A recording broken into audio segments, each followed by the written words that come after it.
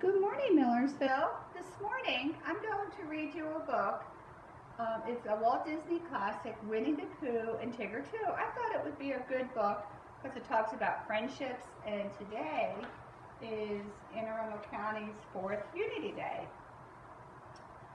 One morning, Winnie the Pooh was on his way to visit his friend Piglet. Although Pooh's head was stuffed with fluff, he was a cheerful fellow. As he walked along through the woods, he was humming a song to himself. Pooh did not look where he was going. All of a sudden, someone bounced into him. Pooh found himself flat on the ground. Tigger was sitting on his tummy. "Hello, Pooh," said Tigger. "It's a fine day for bouncing." Tigger helped Pooh get up. "Thank you, Tigger," said Pooh. "I was just thinking, it's a fine day for going to visit Piglet." "I was on my way to see Rabbit," said Tigger, "but I will come along with you." And Tigger bounced away.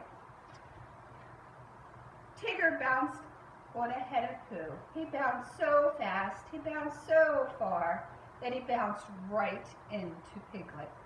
"Tigger," cried Piglet, "you scare me." "I am sorry," said Tigger. He helped Piglet get up. "Now I'm off to see Rabbit," said Tigger.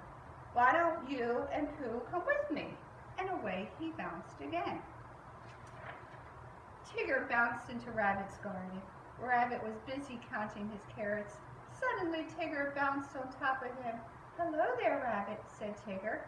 "Tigger, you're a pest," cried Rabbit. When Pooh and Piglet reached the garden, they helped Rabbit to his feet. Rabbit was very angry at Tigger. "Why are you always so bouncy?" he cried. "Bouncing is what I do best," Tigger said, and he began to sing. The wonderful thing about Tiggers is Tiggers a wonderful thing. Their tops are made out of rubber. Their tails are made out of spring. They're bouncy, trouncy, flouncy, pouncy, full of fun, fun, fun, fun, fun. The most wonderful thing about Tiggers is I'm the only one. By the time Tigger bounced away, Rabbit's whole garden was ruined. Later that day, Rabbit came up with a splendid idea for unbouncing Tigger. He told Pooh and Piglet about it. We will take him on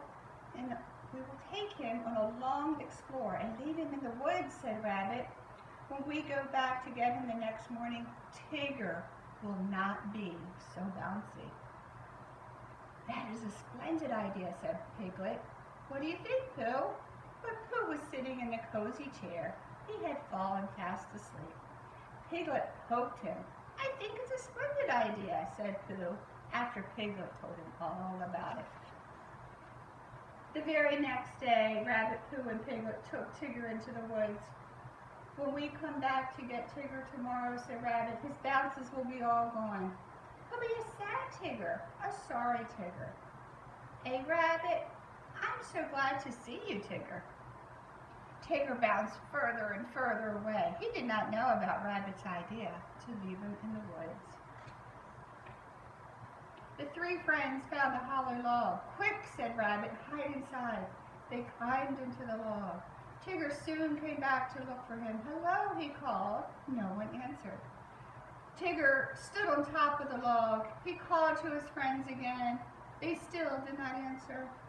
"They must be lost," thought Tigger, and he bounced away to find them. As soon as Tigger was out of sight, Rabbit, Pooh, and Piglet started home. After a while, they came to a sand pit. "Something is wrong," said Piglet. "I'm sure we passed by here before." "Nonsense," said Rabbit. "Keep walking." Soon they came to a sand pit again. "I believe we're lost," said Pooh. "We have been looking for our home, but we keep finding the sand pit. Maybe if we start looking for the sand pit, we'll find home." "I'm sure I know the way," said Rabbit. "You two wait here and I'll find it." Pooh and Piglet waited for Rabbit. They waited and waited and waited. But Rabbit did not come back. At last Pooh took Piglet's hand. "Let's follow my tummy," said Pooh. "Whenever I get hungry for honey, my tummy leads me home." Sure enough, Pooh's tummy found the way. Just as they came out of the woods, Tigger bounced on them. Oh, Tigger, said Pooh, Rabbit is lost in the woods. Tiggers never get lost, said Tigger.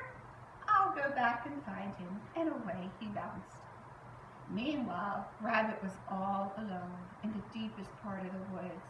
He was very, very lost. Every time he looked around, he thought he saw someone watching him. He heard all sorts of scary sounds. Then Rabbit heard someone creeping in the bushes. Help, Pooh, help, Piglet, he shouted. Look how scared he is. Suddenly, he was bounced to the ground. Tigger, Rabbit cried. I'm so glad to see you. Tigger led Rabbit out of the woods.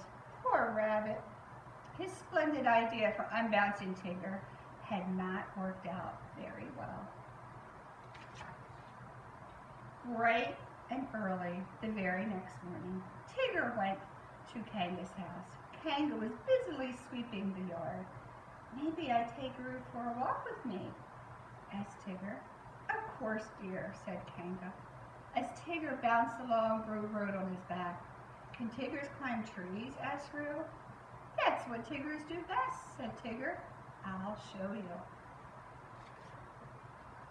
Tigger found a tall tree, and he bounced from branch to branch. He bounced up. Oh, Tigger, squealed Roo.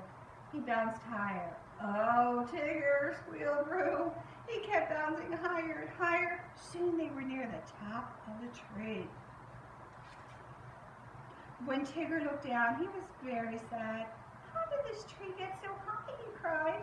Isn't it fun? Said Roo. No, said Tigger. I forgot to tell you, Tiggers can't climb down. Hooray, squealed Roo. We'll stay up here forever. Just at that moment, Pooh and Piglet came by. They happened to look up in the tree. Piglet, whispered Pooh, there's a jaguar. Are jaguars fierce animals? Cried Piglet. I'm not really sure, said Pooh. Let's walk a bit closer and see. When Pooh and Piglet reached the tree, they saw Tigger and Roo near the top. Hello, cried Roo. Tigger is stuck. Don't worry, Tigger, called Pooh. We will get Christopher Robin. He'll think of a way to rescue you. Before long, Christopher Robin appeared. He ran to the tree with Rabbit and Kanga. I do hope Tigger has learned his lesson, said Rabbit. Maybe he'll stop bouncing now. Christopher Robin took off his coat. He told everyone to hold onto a corner so Roo could jump into it. After Roo came tumbling down, Christopher Robin called up to Tigger. Now it's your turn to jump, he said.